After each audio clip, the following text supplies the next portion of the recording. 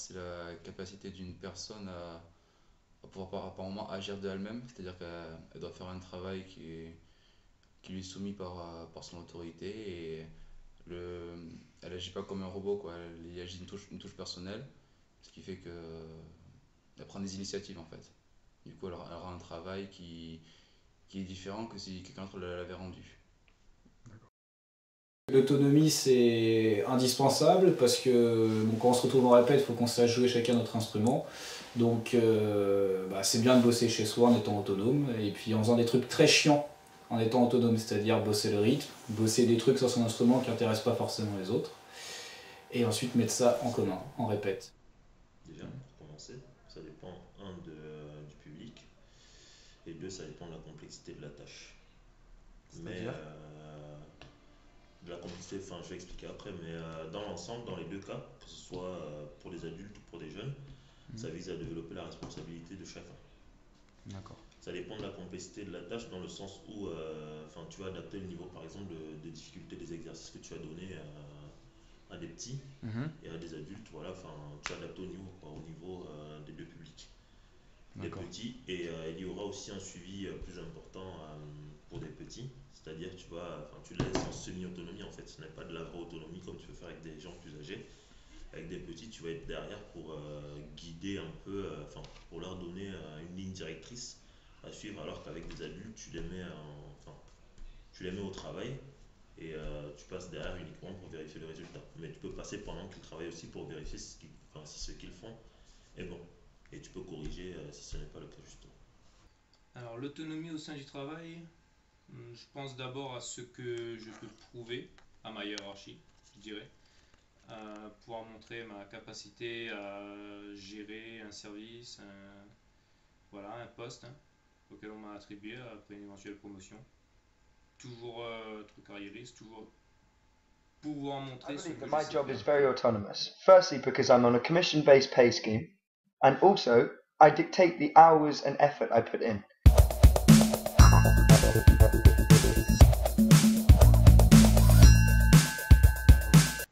Les avantages de l'autonomie au travail.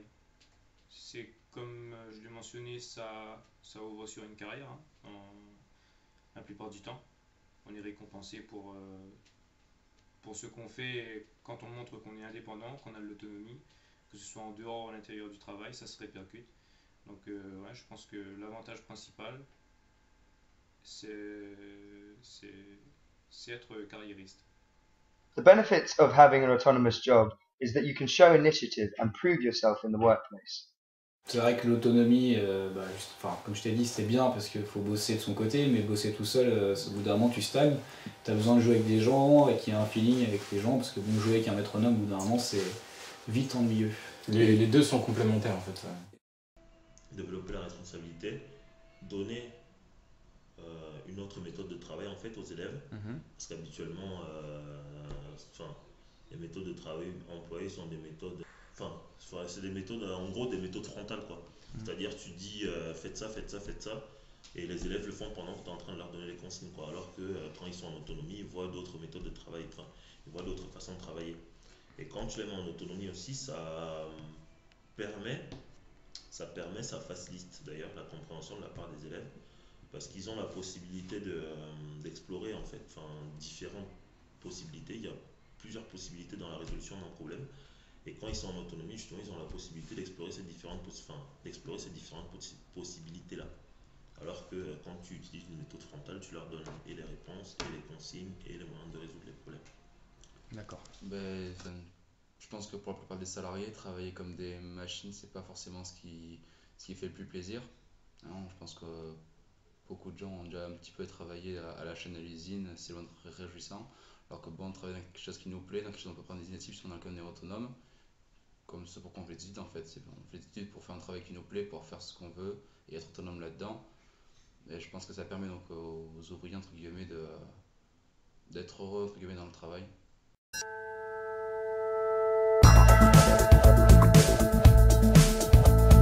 Le risque quand tu en donnes trop, enfin le risque qui peut, enfin, la difficulté à laquelle on peut être confronté, d'ailleurs c'est pas forcément un risque, la difficulté à laquelle on peut être confronté c'est par rapport aux attentes, parce qu'il y a des attentes et la compréhension des élèves en fait.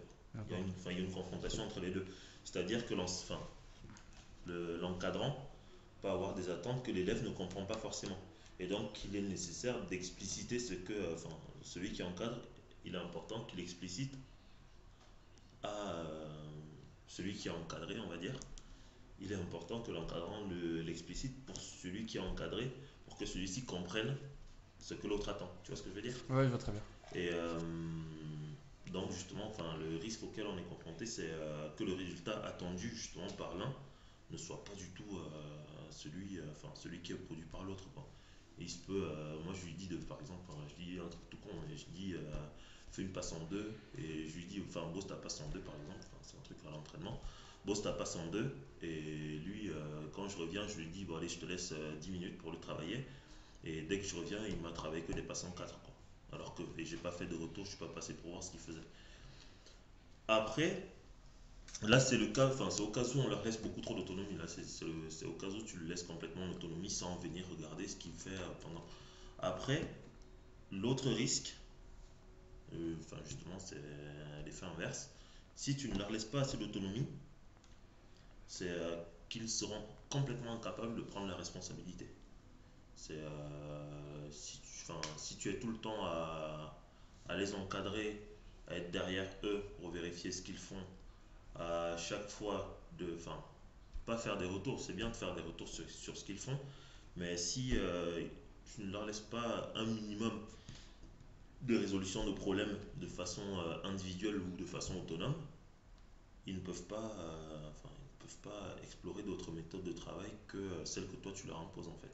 Et ils ne peuvent pas acquérir justement un niveau de responsabilité qui fait que quand ils seront confrontés à un problème beaucoup plus important, ils seront capables de prendre la responsabilité pour résoudre le problème en question.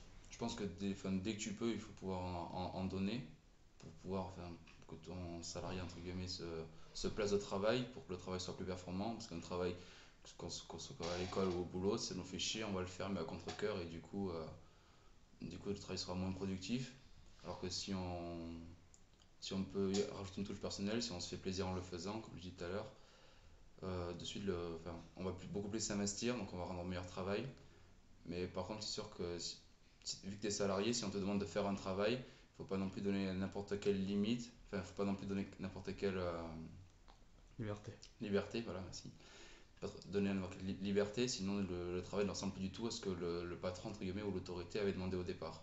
Il faut quand même rester dans un certain cadre pour obtenir le résultat que l'autorité ou la direction voulait au départ. D'accord. Alors les limites de l'autonomie. Alors je dirais tout d'abord c'est du point de vue de l'employé par rapport à sa hiérarchie ou son entreprise, c'est tout d'abord le fait qu'il y a des politiques d'entreprise qui font que le poste a certaines fonctions, certaines tâches à accomplir et on doit rester calé là-dessus, qu'on soit autonome ou pas. Du point de vue de l'employeur, je dirais que, ou du sup, je dirais que c'est toujours manager une équipe, donc c'est encadrer un groupe d'employés et savoir départager les tâches, savoir à qui donner de l'autonomie, qui ne va pas en abuser, qui va en abuser, qui va se montrer trop fier. Ça c'est vraiment les limites en termes de management. Being too autonomous can also be a problem because having no set of rules or no guiding figures to influence your decisions and also the structure and how you work can be problematic. Being in a job that has little or no autonomy can become very monotonous at times and boring in a way because you have to follow a certain structure and a certain set of rules, and that is overseen by your bosses and your managers who will obviously be telling you what to do, when to do it, how to do it, and you'll be following this structure. Whereas having a job that is very autonomous, you follow your own structure. So I believe there has to be a balance. Autonomy needs to be balanced in the workplace. Un groupe de musique, c'est vraiment trois individus qui ont leur expérience, leur technique, et ils mettent ça en commun pour qu'il y ait une alchimie. C'est un partage. Voilà. Un partage.